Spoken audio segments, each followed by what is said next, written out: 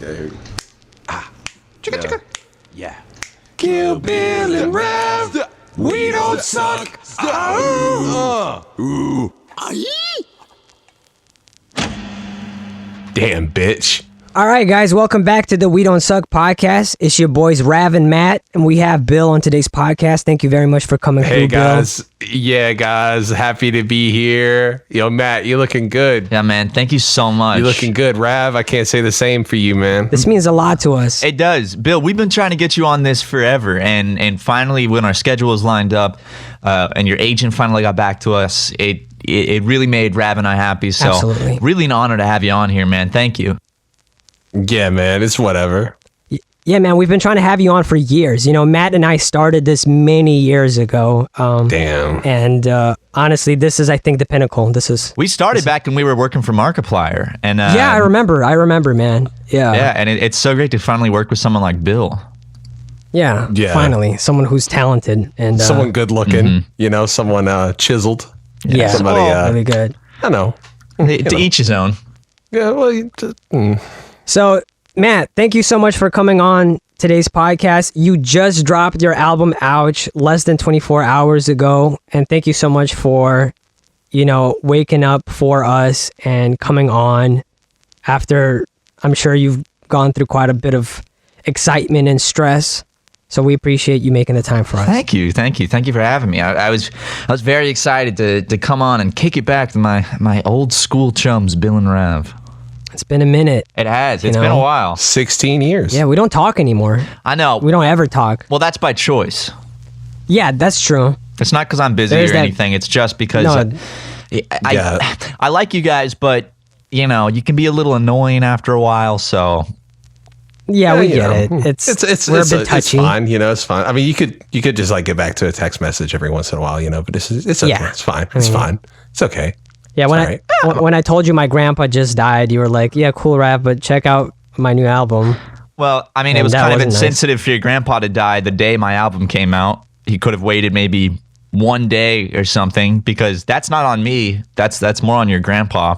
Well, actually, he died because of you. I'm like, "Hey, Grandpa, sorry, don't have time for you. I'm listening to this new album my friend made." He said, "What's it called?" And I said, "Ouch," and it sent him into a PTSD fit. The war. Because he remembered that he said ouch a lot during the war in Vietnam.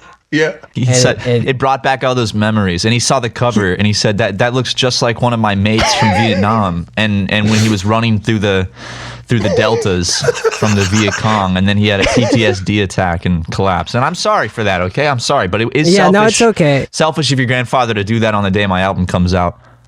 You know, I agree. Fuck that guy. And dude, could have waited like a day before. You trended #1 in the US and Australia and a bunch of other places. You were trending. You eclipsed, I think, Big Sean, SZA, Tekashi 6ix9ine. I saw your name trending amongst like 3 other names. It blew me away. McCain? It was was McCain, 6ix9ine, Justin Bieber, Matt Watson. I'm like, wow, he's amongst great company. I know. Your people. I was fucking blown away because when I dropped it, I thought, you know, I was pretty confident that it would get some good reception from some of like my deepest supporters, like the people who are kind of ride or die with it.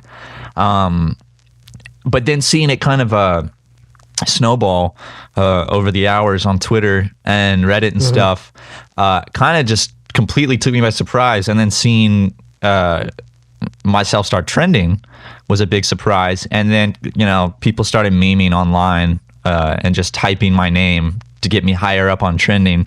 And then next thing you know, by the end of the night, it was #1 on trending for quite a few hours. So yeah, I never ever dreamed in my life that would even happen, let alone I would even just be on trending for anything. So I can cross that off my bucket list now. Yeah, that's just tight though. It's and you know what? Well deserved, man. It's your first ever, you know, I don't know, what would you call it? A serious music venture? Yeah. It's all self-produced. You did the cover, the mixing, everything you handled entirely by yourself. Is that right? Yeah. It's very, I wanted the first project I did to be fully, like self-produced and all on my own. And in the future, I'm definitely going to have more people help, because looking back, there's definitely a lot I can still do with the mixing and stuff, because it's my first time ever doing this, so definitely it's not perfect. But I'm satisfied with what I was able to do for a first EP in terms of like the mixing and stuff, even though it's not beautiful. I like it a lot, man. I think it sounds, especially like for a first. Oh yeah. For a first release. Yeah, dude, it turned out like phenomenal. Thank you, man. Thank you. That really means a lot. And I remember like when you were like kind of talking about like when I was there in November, and you would like, we're like, yeah, dude, like you had the drum set and the guitars and all that stuff in your room, and you were just like, yeah, I'm thinking about doing a thing. And I was like, yeah, you should do it. I was nervous. I mean, I've been nervous from the start, just because I look up to so many music people. Not you guys, but I do look up to a lot of music people. No, I'm pretty sure you can't really look up. Yeah, well, you do, but I was really nervous releasing that because there's that thing where YouTubers tend to be like, okay, I'm going to do something else now, and I'm going to do music. And then a lot of YouTubers try to do music, and it kind of sucks because it sounds like they're just trying to do something else just for the money, or just to do just because it's like, oh, I can, so I'm going to do it. And a lot of YouTubers do that. And a lot of the times it doesn't take off. The only person who's really ever successfully done it is like Joji. And right. That's what I was scared of, is that two things, is that people would only like it just because it's like they already liked my content. So they're like, they're already biased going into it, and they're like, oh, this is so good. But it's actually not good. It's actually just kind of a very average or not even good project, but it's just a bunch of people blowing smoke up my ass. And then the other thing I'm scared of is just looking like that trope of just another YouTuber who's like just trying to make more serious music, and people are just like, oh, why? That's cringy. Why are they doing that? And that's definitely going to happen, of course. No matter what you do, how good or bad your music is going to be, that's going to happen, I think. Right. And I do want to break past that, because I don't want to just be seen as like now it's like, oh, just music or just YouTube. Before this, it's like I want to be able to do both, because it's something I've always wanted to do. I've just always been too scared. So I'm glad I finally got something out, and it had good reception, because it's something I do want to keep doing while I keep doing the dumbass comedy stuff. Right. And I think, your passions don't have to be mutually exclusive. And, when you talk about what you just did, it reminds me of Kanye West breaking into rapping initially. So he had been, lauded as a producer for many years prior. He was like, oh, this just genius producer that everybody wanted to get for their album. But nobody really knew him as a rapper, even though he had rap aspirations. I think he told stories of when he was in the studio with rappers, and he'd be like playing beats and be like, yo, I actually got a verse, and he'd spit it, and the other rappers would be like, yeah, that's cool. You got any other beats? Yeah. Like that's cute, and that comes from a place of ego. It comes from a place of people sort of put you in a box and they expect you to stay in there. And of course, when Kanye West released his first rap album, of course, a lot of the people who listened to that were already familiar with him as a producer, and maybe because of that, they gave it a chance. And I don't think there's anything wrong with that.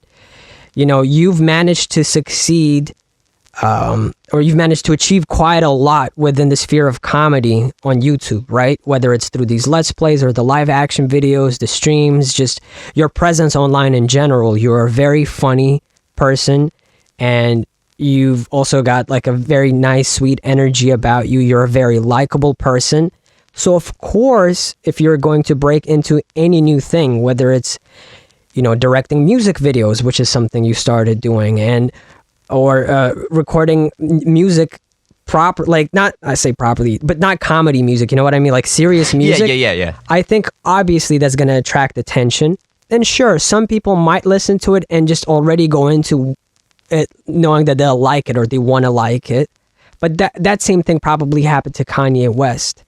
And I think you need to not think so much about like what the reception is going to be like this time around, and more so just focus on what is it that you want to do next with the music, just really try to enjoy the music as much as you can, and try to detach yourself whenever you can from the audience. It's tough, but it's worth it. It is tough. And first of all, thank you. That was very, very kind. You made my day with what you just said, Rav. You're a very sweet boy. Can you give me money, by the way? Can I borrow some money? Anyway, we can save that for the end of the podcast. I'll talk to you afterwards. But basically, it's funny because there's also a second side to that where there's the first side where it's like, I don't want people to just like the music I make just because they already like what I do on YouTube, and then they're not actually really a fan of the music as much as they're just a fan of me. So then I'm not getting like a real sense of if what I'm making is actually good music at the end of the day. But then there's also the other side where there's people that will automatically write anything I make off just because it's like, oh, that's that guy from YouTube. That's just that's a guy that makes dick jokes on a podcast on YouTube. So both of those suck. Yeah. I wish that the music I make could just be viewed as if like I never did YouTube in the first place and I was just somebody new on Spotify. But there's always gonna be like a stigma on both sides with that. And I don't necessarily mind because at the end of the day, enough people are supportive of what I'm doing, which is like all I ask for. So I think that it's like important just to realize that like those stigmas don't matter. Like if you're making something and it makes you happy and it makes other people happy, and that really is all that matters, like in terms of like, and I think like if you go deeper into the music shit, it'll be kind of like a similar situation with Joji, like how people at first, I think a lot of people were invested in him, like myself included, because I knew of him online prior to knowing about Joji. Yeah. But at the same time, now I listen to Joji and I don't really think about that anymore. When I hear Joji now, I don't even think of Filthy Frank. And I know in the beginning that was something that obviously I think that was his biggest struggle, was because he was like the first person to really break away from doing videos like Filthy Frank and then trying to transition fully into like the career he had. And I think it was harder for him too because he didn't really try to do it where it's a thing where like he's making music while he's doing videos. He fully like dropped the hammer and was like, I'm done with this stuff and now I am this. And I think that, obviously a lot of his fans didn't like that. But a lot of people were really supportive. And now, I mean, it took a while for him to kind of break from that kind of weight on his back of Filthy Frank. But it seems like now he's successfully, like fully kind of transitioned away from that. Oh, yeah. And I mean, it took him some time to also come into his own. When he started off, in my opinion, there were elements of like, okay, he really cares about this. This is something he wants to do seriously. But also there were elements of it that like, okay, this was a little amateurish, or this could be pushed further. This isn't that interesting. At first, I wasn't completely sold on it. But then when he went full balls to the wall with the music, and then the more recent stuff that I've heard, I'm so glad that he continued to pursue that. Yeah, because he's great now, and it has been very inspiring to like watch what he's done, because I don't want to just come off sounding like a Joji clone or like a fanboy. But I did, when I was back in high school, I watched his videos, and it was cool watching when I first moved out to LA. That was kind of when he started transitioning to the music stuff, and that was a cool journey to watch and see where he is now. And I think that it's very admirable how he was able to do that, and I do look up to that and hope that I can do something similar. Like I said, I don't want to fully do the same thing where I transition away from YouTube, because I really enjoy doing YouTube still, and that's kind of like, I don't think I'm ever going to be able to escape that, even if I wanted to, just because that's what I am known for, and I do like doing it, and the people that support me and Ryan are fantastic, like the nicest people I've ever met. So I want to keep doing that, but I definitely hope to carve a place out in the music world, and hopefully be another person that can, people can look at and be like, another success story. He did it too. Yeah, absolutely. And I hope that you don't see again that any of these things is mutually exclusive, where you have to drop one over the other. When Bill and I, since we last done a podcast with you, Bill, and I started doing Let's Play videos. And it's not because we were like, hey, dude, this rapping shit, this whole music thing, fucking boring, right? This stuff Let's sucks. just play games. This stuff sucks, man. You know what the cool kids are doing these days? They're playing games. No, it's because we like each other's company. We like playing games together. Exactly, yeah. And people enjoy our chemistry, so why not just, you know, put it out there? Yeah, speak for yourself, buddy, because Sorry, is there someone else on this really call? into being in a No, room with him. I can't hear him. I'm hearing some crackly voice coming through. No, but some crackly. you guys yeah. actually did, I think, so there's two types of transitions, or I guess transitions is the right word.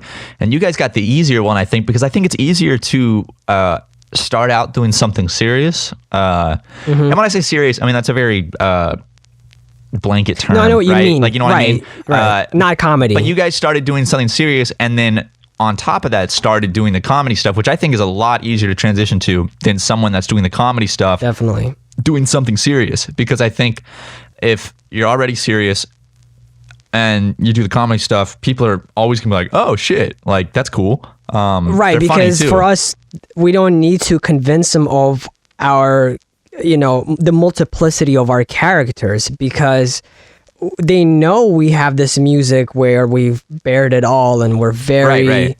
you know, emotional and upfront and honest. But now they can also hear us make dick jokes Exactly. while playing Minecraft. So they know that, Perfect. oh, okay, these are, you know, they're like people. So they're not Right, looking at us as much as, I feel like a lot of people, the whole stigma comes from the fact that people fail to see the multiplicity in people, that they don't see, like, you can't really have a duality about yourself. You're either a happy Minecraft Let's Player all the time, 24/7. You even go to the toilet making fucking creeper jokes Well, I about do, your yeah. diarrhea, right? Like, yeah, okay, cool. Me too. High five. High five. But you know, it's just that I feel like people.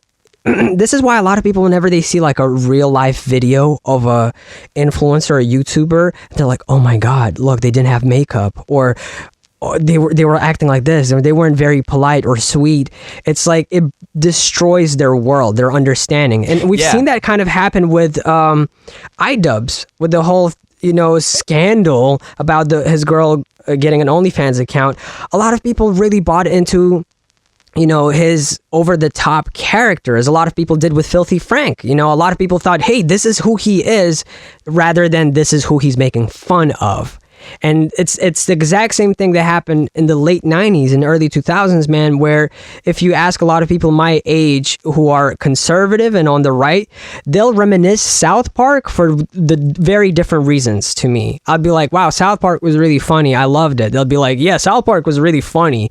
Back when people weren't afraid to make Jew jokes, Cartman was real and honest, you know? Yeah. So if people just... Hold on, did you just say Cartman? Cartman, sorry. Cartman. Yeah, The dude. human cart. No one anti-Semitist Cartman. Yeah. Anti-Semite, You know what I mean? anti-Semite. It's like people look at a lot of YouTubers and internet personalities as a cartoon character. You're very 2D. You're always this. You're Matt. You're the one who screams and you're silly and you're so, oh gosh, you're so fucking goofy. You could never really be depressed and you could never really, you know, be this or that. And I think the quality of your work will speak for itself. This EP definitely, you know, I know you're talented, but I was surprised by how you were able to pull all of this together, because Dude, it's like, holy shit, he really cares about this. Like he put a lot of effort. Well, that's what I hope shows. Like because the biggest thing is I don't want the last thing I want to be seen as is just like a YouTuber is like, oh, he's another YouTuber who's just trying to make music to be cool. Like I made this because I wanted to do music before I even did YouTube. I made this because this is something I've always wanted to do, and the most important thing is I want whatever project I work on to be something that I more than anything I like and I'm happy with. I also have this weird sentimental thing where it's like I want to be able to look back at this as like a time capsule where when I'm 30, when I'm 40, and quarantine and COVID and this weird year we're living in 2020 is a thing of the past, I can look back and listen to this and be like, so that was how I was feeling. That was my life at the time. And I can kind of relive it in that way. It's like I'm making a time capsule for myself. Well, that's the best part. But at the same time, I'm also able to kind of do that and give it to other people to do the same thing. That's perfect. That's really funny you say that, because that's almost word for word what I told Bill, what I'm trying to do with my debut album that I'm working on. Because I also haven't debut. I still haven't dropped a debut album. I've been dropping mixtapes my whole life and everything, but you've never dropped like a legit album? No, never dropped a legit. Wait, so beneath debut, the Toxic like, Jungle was not like, was that just like a? No, it's a mixtape. Yeah, it's Damn, just okay. It happened during a time when the landscape of music was transitioning, like from what people traditionally considered a mixtape to what people traditionally called an album, and this was just a little bit before streaming really became a thing. It was a really strange time, and I just called it a mixtape to be safe, and I'm like, well, this is, I don't know, album felt too serious, like an album like this. Well, it used to be like free music was just mixtapes, and we all just dropped free, like everything, like to this day you can get for free on our bandcamp. So we've always just been like, oh, it's a mixtape, even if it's I should do that too. Because that's another thing is I meant to put on Bandcamp. I'm actually gonna do that right now because I don't want to put my music behind a paywall too. Like I didn't make it to make money. Making money off of music is definitely an added plus, and it's cool. Like there's everyone loves that. For sure. But I never want to put it behind a paywall. Like that's why I also put the whole thing on YouTube. So if you don't have Spotify or Apple Music, you can still listen to it on YouTube, et cetera, et cetera.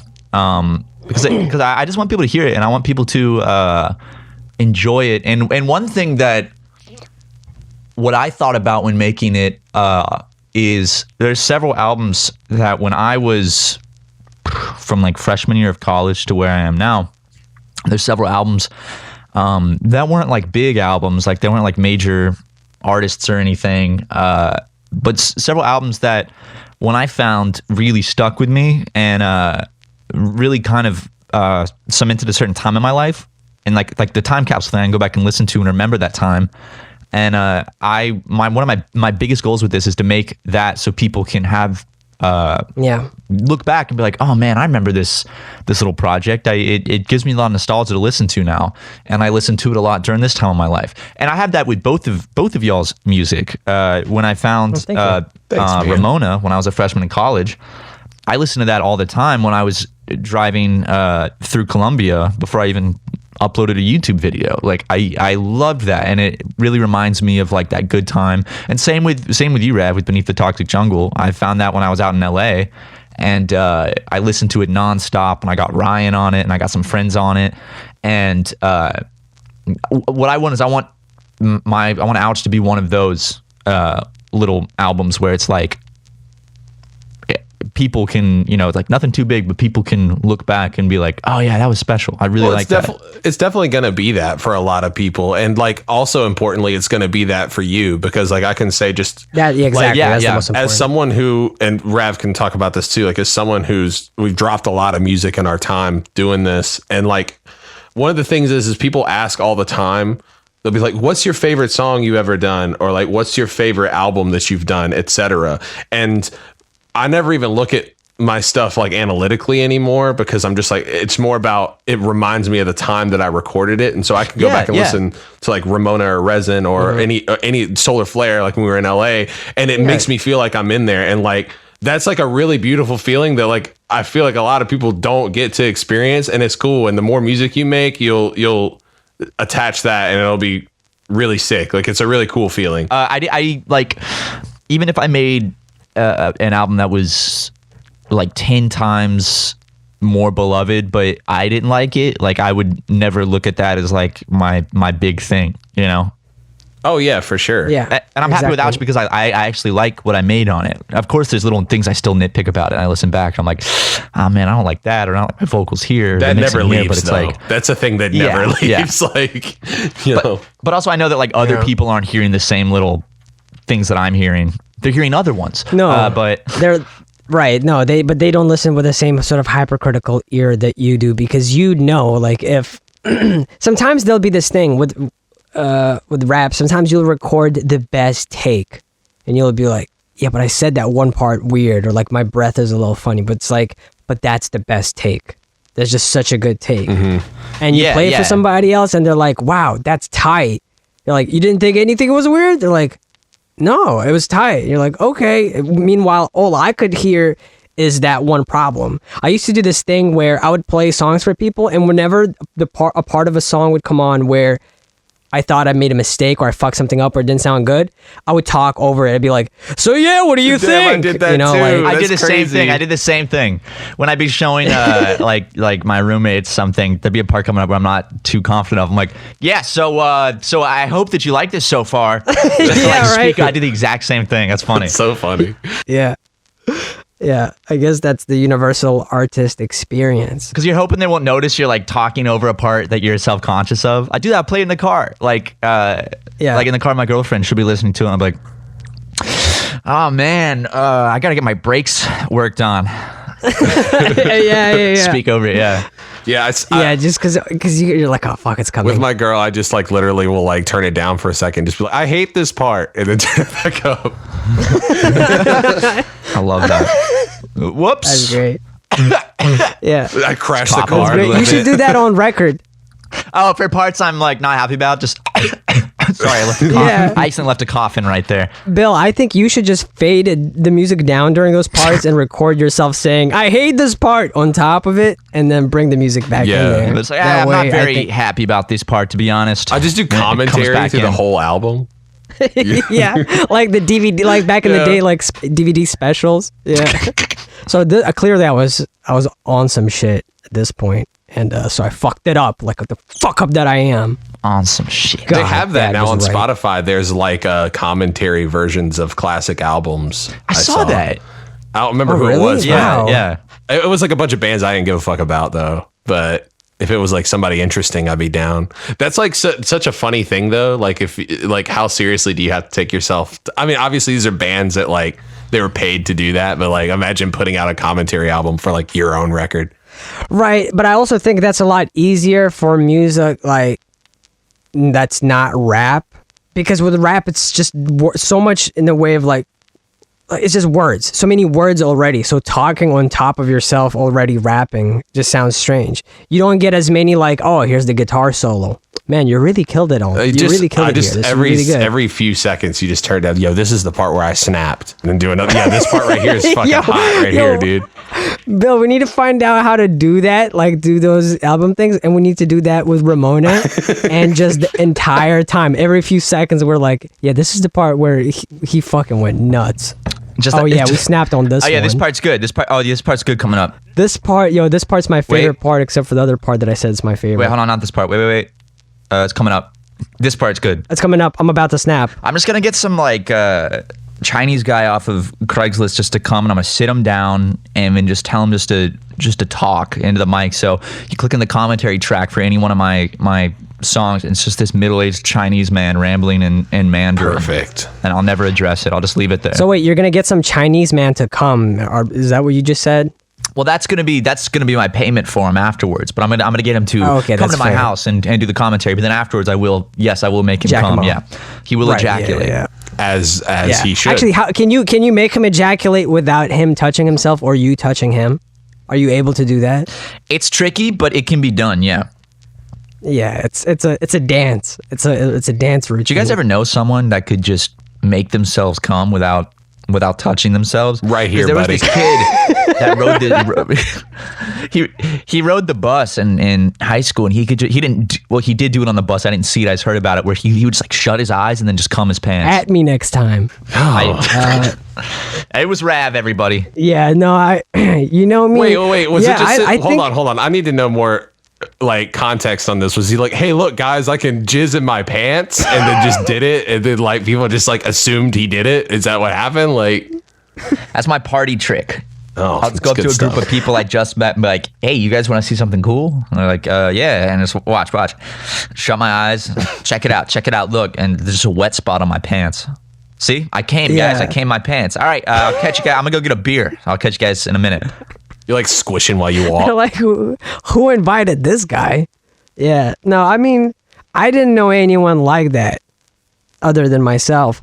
I didn't really know anyone like that, but I've heard of like lots of things that seemed surreal to me. Like, I've never had a wet dream, for instance. That means right? you're regularly greasing the wheels. Okay. Yeah. I mean, I do be doing that. Yeah, he do. Just constantly. Just can't get this guy to He stop. do be greasing the wheels, though. Yo, Rab, stop slapping that chicken, and within like 2 weeks, you'll have your first wet dream, buddy. Really? Yeah, legit. If your lifelong dream is to have a wet dream, just stop jerking off. Boom, it's gonna happen. How long though? Like, I know that after 2 weeks, like you not jacking off doesn't matter anymore because it's not like it builds up. It's not like nonstop build up. I think it builds up for like a period of 12 to 14 days maximum. And at that point, it just recycles itself within you. I had a friend in high school that went on like he won some like writing award in high school and went to New York with his dad. And he had his first wet dream while he was sleeping in the hotel bed with his dad. And he like woke up in the middle of the night and was like, fuck. And he didn't know what to do because he said it was everywhere. So he had to like get up and he was trying to like clean up the sheets and his dad woke up and so I was like, what are you doing? So he's like, nothing, Dad, nothing. Go back to sleep. And his dad like turned on the light and saw it and everything. So that's rough. Nice bonding moment between father and son. Okay, if I were him in that moment, I would just start pissing fast. Yeah. I've always thought that if I was ever like somewhere public with a lot of people and I shit my pants, like I would probably just vomit all over myself because then they'd just be distracted by the vomit and they wouldn't know that I shit myself. And that's far less embarrassing than, because it's like, oh, poor guy, he threw up on himself. And no, like you tug on your pants and vomit in your pants as well. Yeah, I vomit like all down over myself. So then no one's paying attention. I mean, the smell of the vomit masks the shit, you know? It's a foolproof plan. And the other guy at the party's like, yo, you know that guy who walked over earlier and came in his pants without touching himself? He just vomited inside his pants. Yo, we gotta stop inviting this guy. He just like turned around and like opened the back of his shorts and threw up into them. Really weird dude, but you know. I like him. Is that not a bad idea though? Like to mask the fact that you shit yourself? No, dude, that's actually a good idea. Bill, what would you do if you shit yourself and you had to hide it, but you couldn't use Matt's technique? I wouldn't even fucking hide it. Like what you do is you double down. You vomit on yourself and shit yourself and tell people like, hey guys, I just shitted and vomited on myself and just like own the whole experience. Because then like it's like they're not even like focused on the shit anymore. It's like now you're just unhinged. Right, but okay, let's say you can't appear unhinged. Let's say you're at this party, right? Jay-Z invited us, right? Yeah. Beyonce and Jay-Z invited us. We're at this party. I'm like, yo, Bill, this is crazy. I'm gonna go mingle with Kevin Hart because he's the only one who's shorter than me and I have like issues, so I'm gonna go talk with him. Okay. And you're like, bet. I'm gonna go mingle with the Swiss Beats or something, you know? He's like in the distance, he's like, showtime. Yeah, wait. And Who's he married to again? Swiss Beats? Alicia Keys. Alicia Keys. He's with Alicia Keys. She's there. He's standing with Alicia Keys. He's going, showtime, you know? And she's just like looking at him like, yeah, I married this sleep man. paralysis demon. So you're about to walk over there and then like, but one of the waiters stops like in front of you. He's like, some punch, sir. And you have the punch and you immediately just shit all over yourself, right? But you're stuck at this party and you have to talk with Swiss Beats. He's your hero, you know? It's true. It's true. I love him. Can't get enough of him. What he says in the background of the song when he's like, ha, ha, like that. It's good shit. Yeah. Oh, man. What do you do? Man, dude, I feel like the vomit is a good trick. I mean, you can't just be like, hey, guy, like real quick, like, hey, I got to use the bathroom real quick. You can't just do that. You can't. Well, no, because the thing is, if you shit your pants and then say, hey, I got to use the bathroom, people are going to put two and two together because if you shit your pants in a party, people are going to know before they see it, you know, like that is very, very like an immediate yeah. It's am I wearing like white pants? What's going on? Like what's the color of the pants? Because I think this is like really important. You're wearing black pants, so it's not immediately seen, but this is what happens. Swiss Beats sees you and he's like, oh, showtime, walks over to you. Shit. starts to engage you, right? But at the same time, You're about to run to the bathroom because you just realized you shit yourself, and then yo, Bill, and he runs up. yeah, Bill, I like you, my man. Let's talk, right? And then there's another couple of celebrities that walk up, right? It's like, I don't know, Nick Cannon. Is Alicia Keys still there? Because this is important. I feel like I would use Alicia Keys. Alicia Keys is there. She's a little further away, but she's there. Nick Cannon is there, and Charlemagne the God just approached you as well. So Swizz Beatz is talking to you, but now after like a minute of conversing, the smell of shit is thick in the air, and Charlemagne the God goes, "Y'all smell that?" No, I smell shit. As soon as Charlemagne the God says, "Whoever smelled the Delta," yeah, I would turn it on him, but like, yo, that sounds like something that someone with shit their pants would say. Then I cough in Alicia Keys' face. That changes the whole thing. I just like real aggressively. But now Swizz Beatz is like, I'm gonna call the guards if you did that on purpose, and I'm gonna get you kicked out of here, and you'll never work with me. Fuck. And if the guards come up and like they'll come up behind you to grab your arms, they'll be like, "Yo, what the fuck? This guy shit himself," and they'll announce it to everyone, and then everyone will watch you get carried out by the guards, and they'll know you shit your pants. Wait. Also, the guards work for TMZ as well. They're actually TMZ. I answer the phone real fast. There's no one on the other line. I'm just like, what? My mom just died. I should go to the bathroom real quick.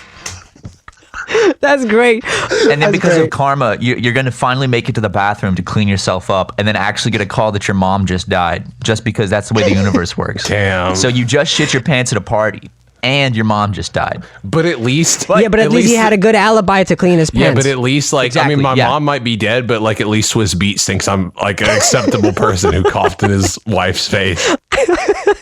I just like the idea of you being in the middle of all those people, grabbing your phone, people clearly seeing that you didn't dial or hit yes, and just going, "What? My mom just died? Sorry, guys, I need to go to the bathroom." This is the chain of events where Charlemagne the God says, like, "It smells like shit in here." I'll be like, "I bet you shit your pants." I cough in her face, grab my phone, and be like, "What? My mom just died." Run to the bathroom. My mom dies like immediately.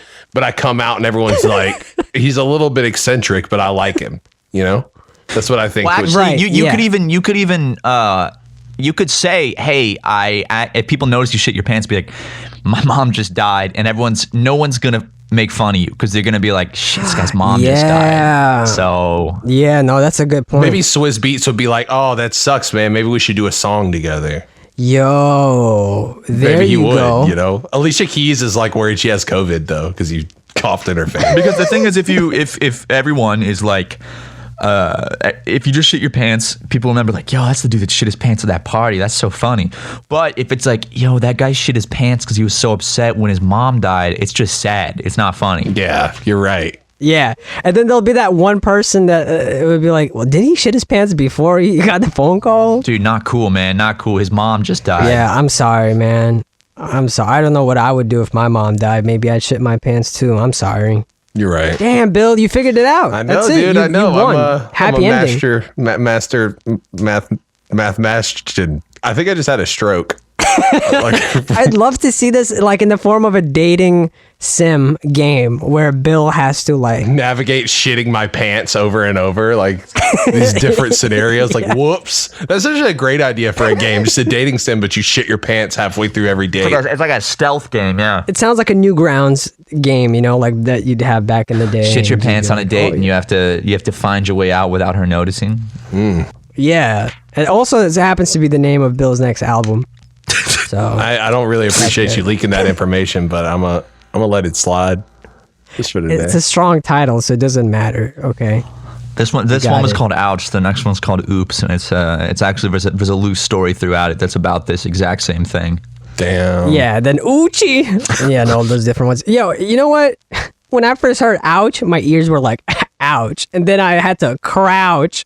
And then I sat down on a couch because I'm out of touch. That's good, dude. That's really fucking good, man. Hey, Rav, can I put you to the side for a second? Yeah, Matt, hold on a second. We'll be right back.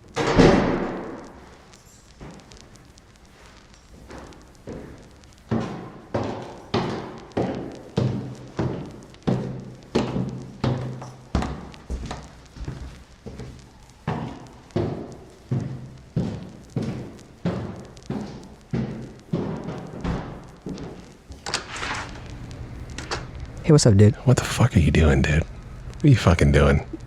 First guest we have on here in a while, and you're just gonna fucking pull that out of your ass? Is that what you're doing? Is that what we're doing right now?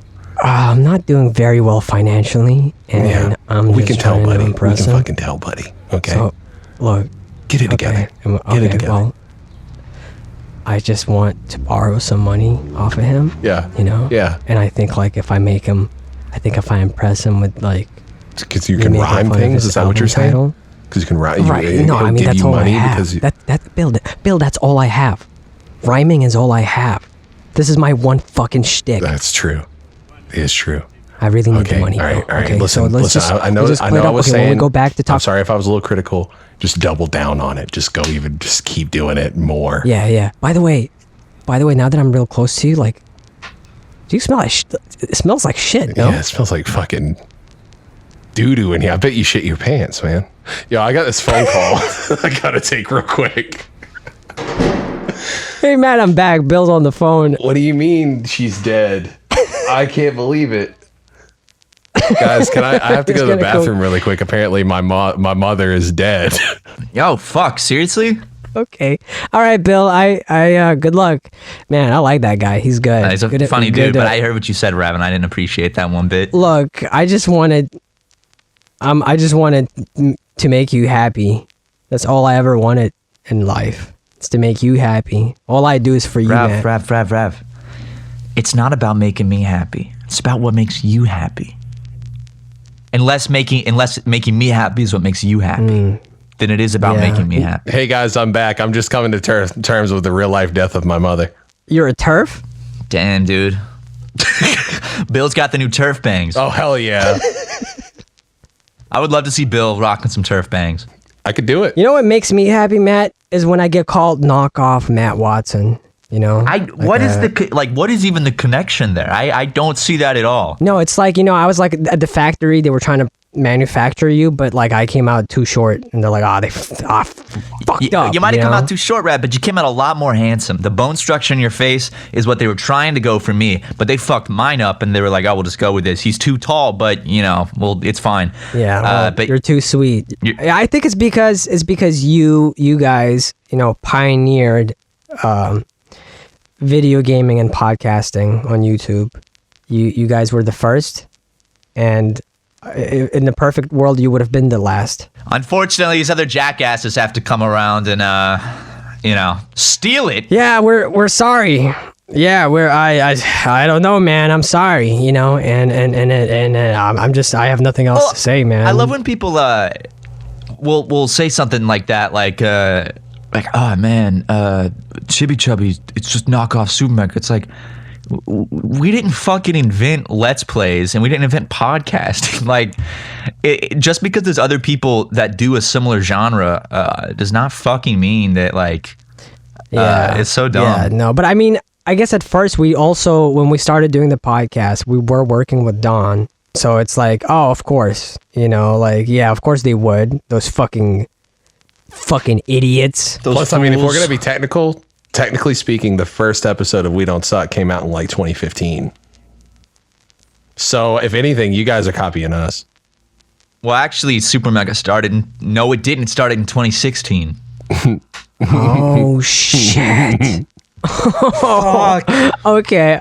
The tables have turned. I'll send you my bank account details later, Matt. You can send me all your profits. The cease and desist letters are going through tonight, though, by the way. So just be ready for that. Also, we've been playing video games since before you were born. That's true. Yeah, I mean, that's true. You probably were playing video games before I was actually born. I was. Yeah, we both were. I was as well. I was playing in 93, so. Were you really? Were you really playing in 93? I was playing in 93. Yeah, I was. My mom was a gamer. I was born in 96, so you technically, I copy you. The first game I ever played was Super Mario Brothers 3. I was 3 years old. Did you see we changed our branding, though, because we kind of wanted to reimagine what our brand would look like, and we grew up on like a lot of Toonami type stuff. Oh, your branding's fantastic. I love it. Thank you. Thanks, buddy. We try to go with something that like represented what basically the way Bill and I talked about it before starting this whole thing. We're like, hey, let's make something that the young Bill and Rav would freak out about. Yeah. I love that. So that's kind of the way we've been, so it just became this like trying to work. I mean, that's the best shit is when it's made from the heart and when it's made for, like, when the people that make it are making it for themselves. Yeah. Definitely. That's when it's because it's a lot. If it's a lot more fun for us, I think it'll be a lot more fun for people who want to tune in, because everybody can feel that, right? Like if you're faking you're faking having fun, people, I mean, some people will still enjoy it and might not like pick that vibe up, but most people are gonna pick up the vibe that like you're not enjoying it.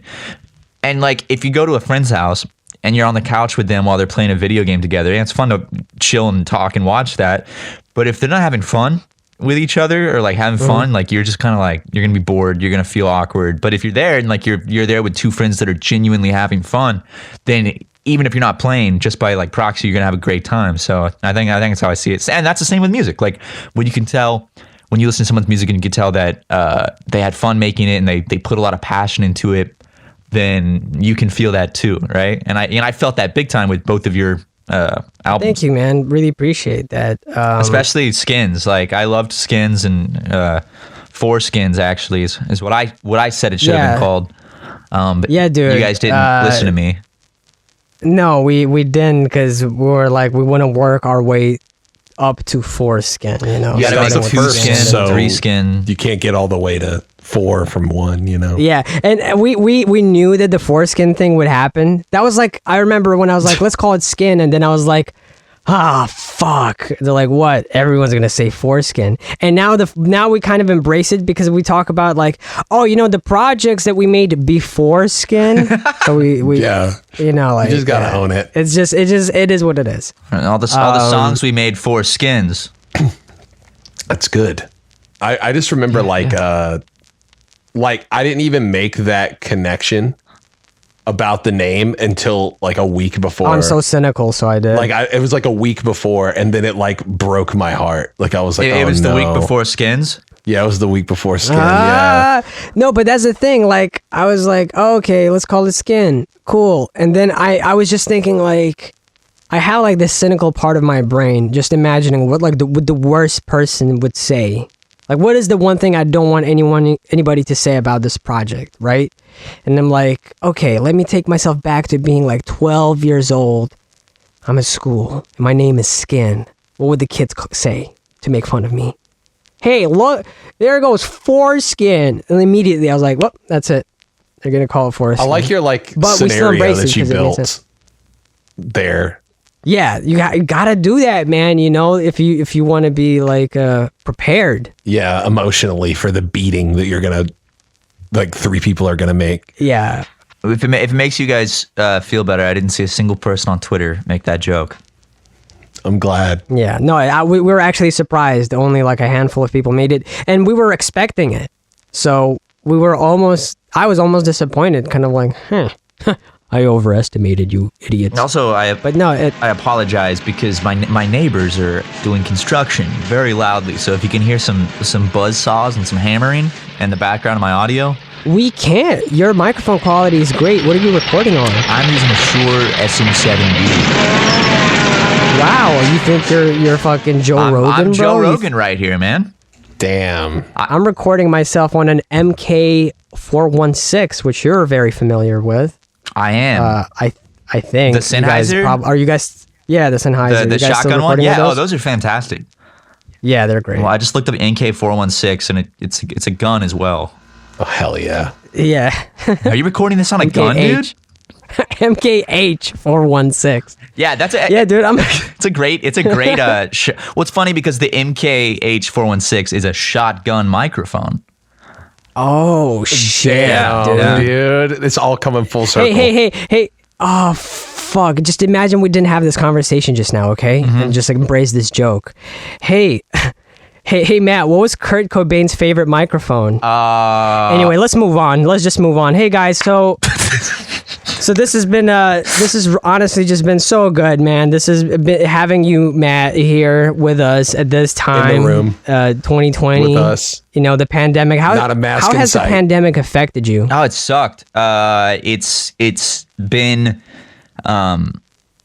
it's killed me with depression in the sense of it's like the first time I've ever had depression, but it's like I realized that like I don't have the type of depression where I feel sad. Mine's just where I can't bring myself to do anything. I just don't have any motivation for anything, even the things I want to do. And that's depression. I thought depression was just like I'm gonna be just like so sad and like I hate everything. Life sucks. But it's really just like wow, I cannot even do the things I want to do. Like I can't do the most basic things in my day, and that shit sucks. Yeah, it's so grinding on my soul, but I'm working through it. And I'm hoping that once all this shit's over and people in America start wearing masks and we can get past this, that maybe that'll get a little bit better. Yeah, a couple years from now. Yeah, I would love to see you boys.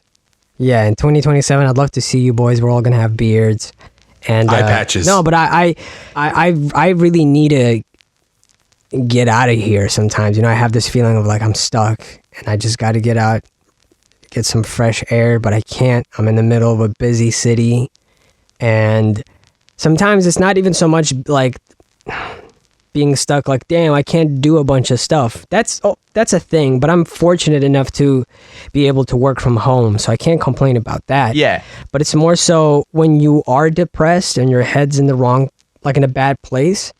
If you don't change your environment, those thoughts are just gonna keep on turning and turning. So sometimes you just need a change of environment to be like, no, it's gonna be okay. I just remembered that like this, or I could do this or that, and it's just hard to achieve that now, given the current circumstances. And I honestly really hope that I could see both of you guys next year. I hope so, man. I mean, I actually like you just said that.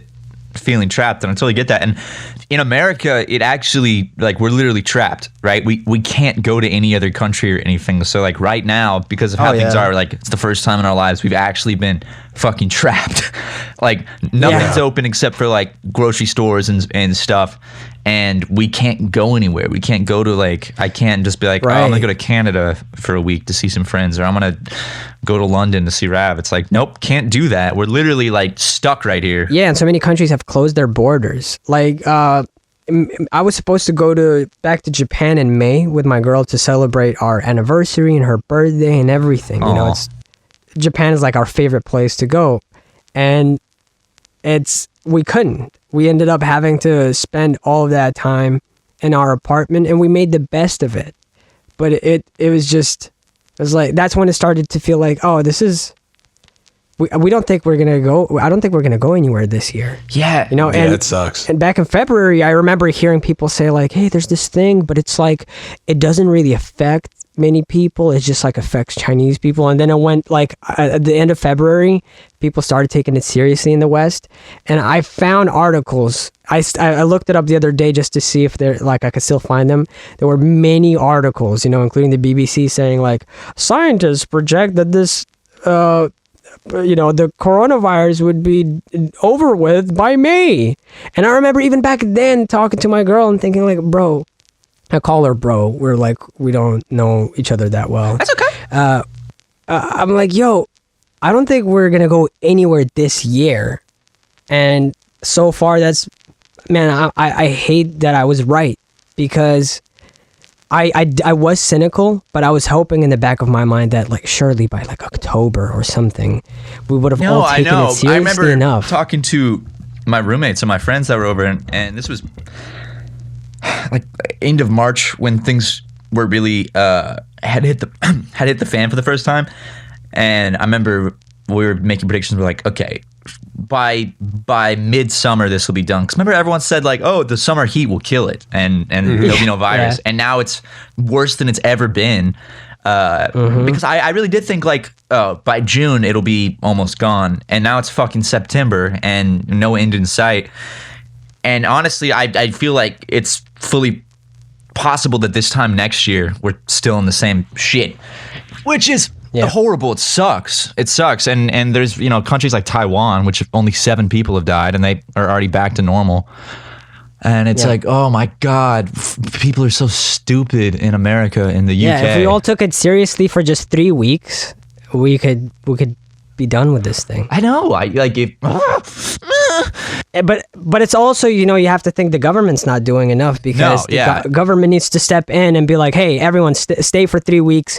We'll send you money. We'll give everybody enough money. We'll waive, like these charges or taxes partially or something. Like, do something to help people feel safe. And here in the UK the situation's better, but even here it's like every other day a video comes out where the people who are telling us to keep distance and not meet more than a couple of people at a time, like out at a videos restaurant. come out of them being all in like single closed-in spaces, and these videos leak. And that in combination with the fact that the rules sometimes here are pretty strict, like restrictions like, hey, don't go outside unless you're going to shop or you're going for an exercise and you have to wear a mask. Nobody does it. Like, half the people won't do it, but no one's regulating it. No one's just like overseeing this process. Nobody's like confronting the people who aren't wearing masks. So then people don't take the rules and the laws seriously, because they're like, well, they're not enforcing these laws, so why should I take them seriously? Right. And if like, especially in America, because the government doesn't really care, and also like the cops are widely don't care. So like they're not going to enforce mask stuff. And also just like if they try to enforce mask stuff for a stay-at-home order just for like 3 weeks, the whole like American pride thing is like, they can't tell us what to do. They're enslaving us. And then they're just gonna go outside, and then next thing you know, 7,000 new cases in one day. Like LA has like 2,000 cases a day right now. That's just LA County. So that's wild. That's crazy. I know. And you know what? It's fucking stupid. It's so stupid. It could be totally avoided. And the funny thing is, the history repeats itself. During the Spanish flu, the instructions that were given to the people were the same, where social distancing, literally word for word, and wear a mask, and that worked.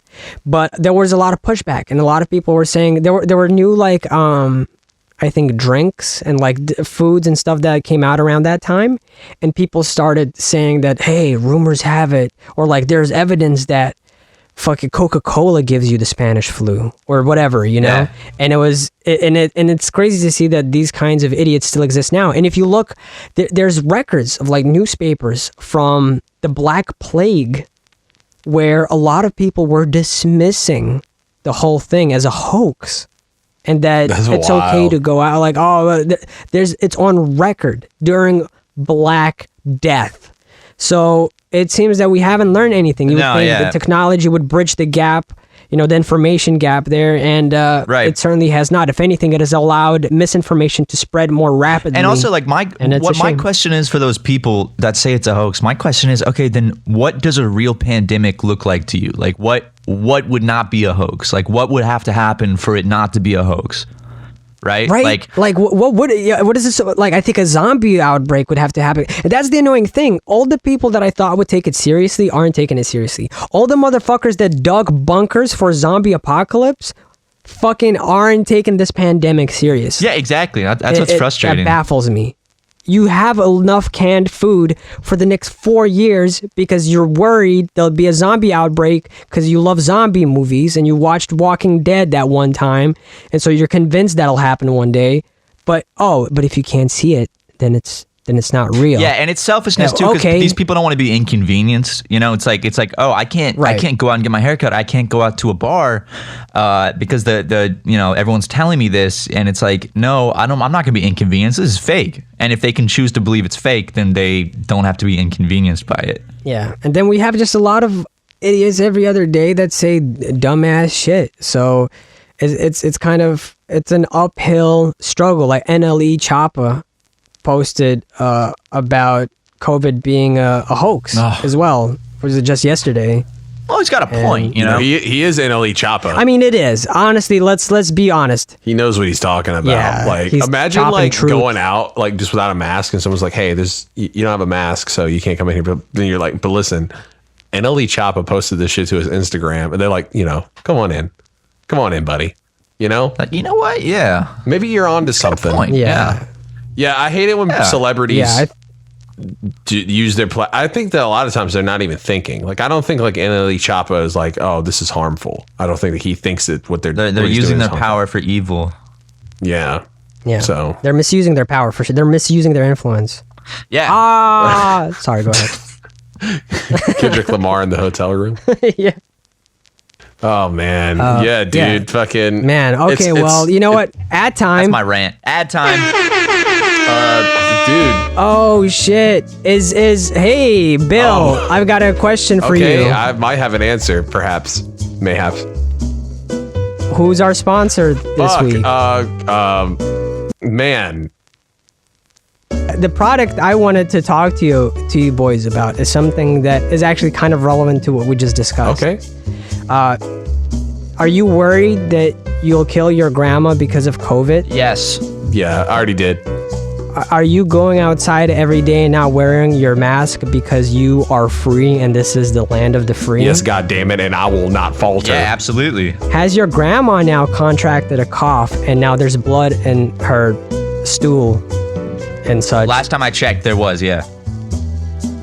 Yeah. Well, introducing Too Bad. It's just is what it is, you know. It is what it is. Fuck them. Bill, take it away. What's the technology on this? Well, there's some things you got to remember. You just got to ask yourself, what did your grandma really bring to this world? I'm not talking about like what she did bring, but like what is she doing now? Like what is she doing that's making the world better? Goddamn applesauce in the fridge. That's what she's doing. She's going down. She's shitting her britches, you know, which is unfortunate.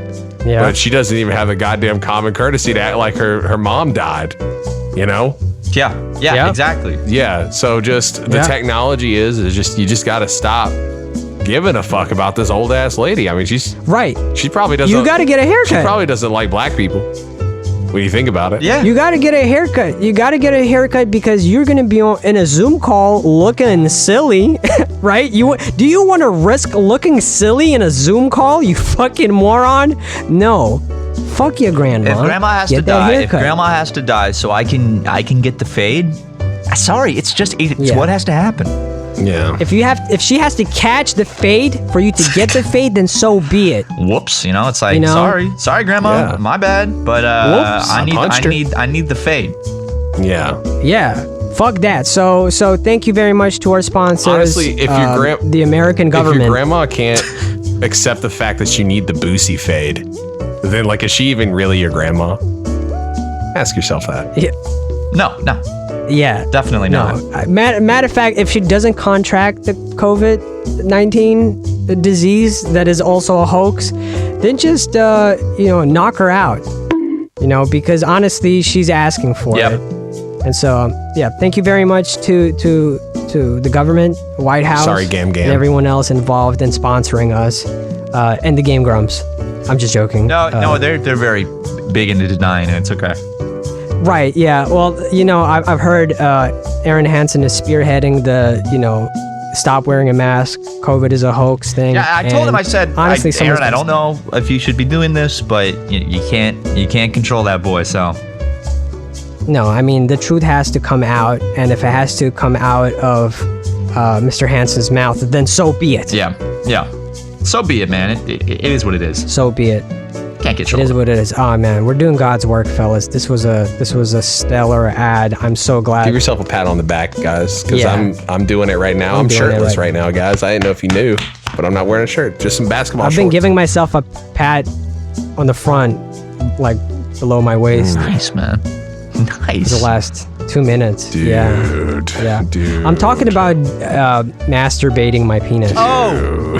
Okay, I didn't get that. My man. Yeah. I got you guys. Okay. You guys didn't see that one coming. Rad's always goofing us by masturbating while we're having a perfectly decent conversation. We have no idea until afterwards. Like, yep, I was actually jerking off the whole time. Yeah. That's me. Oops. Ouch. Classic Rav, the masturbator. Yeah, man. Well, Matt, before we leave, I just wanted to ask you, what's next for you musically? Do you want to wait a little bit, sit on, the success, ride the wave of success for a little bit before you get back into the swing of making music? Or have you been working on something new? Or, what's next for Matt Watson the musician? I think I have several other songs that are already like in the on the cutting board that I'm kind of tweaking, and I didn't really know what to release, but this is definitely giving me a big push to get my shit together and start working on it again. So I'm really gonna try to fucking figure out which song I'm gonna release next, and then probably just drop a couple singles. And just kind of gauge people's interest if the whole ouch thing was just a flash in the pan, or if people actually keep enjoying and keep listening. So I'm gonna release some more stuff, and for my little debut project, I wanted to just do it all myself and not have any features. But now that that's out of the gate, I'm excited to start collaborating with people. So I have a list of people I want to collab, including maybe 2 podcasters. Oh shit, Joe Rogan and Ben Shapiro. I can't believe you're getting Tiny Meat Gang on. You just fucking spoiled it for everybody. I'm doing a track with Tiny Meat Gang, Ben Shapiro, and Joe Rogan. Oh, hell yeah, dude. Fuck. It's the cypher. It's going to be fucking sick. It's going to be sick. Speaking of which, I got to talk to you boys about Nona November 2. Oh shit. Oh. Trying to do cypher style. Might have some special guests on it. Oh, fuck. I've been talking to a certain someone that might be able to get some people on the track. Okay. But as Bill said, if it ain't Shapiro, I don't want a hero. Yeah. Ooh. Yeah. So, hypothetically speaking, it's November.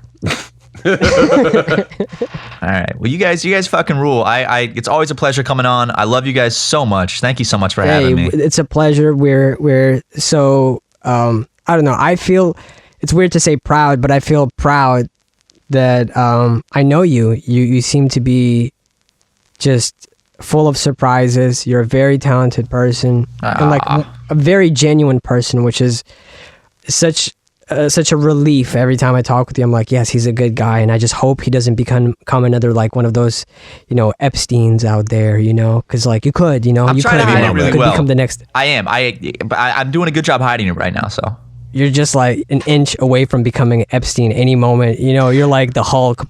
You're like Bruce Banner, and any moment you could turn. Yeah, I could step into the phone booth and. Turn myself into a Matthew Epstein, but I promise. But I do all that stuff under a different name, so it won't come back. I actually do all the sex trafficking stuff under my alias Ryan McGee, so don't have to worry about that.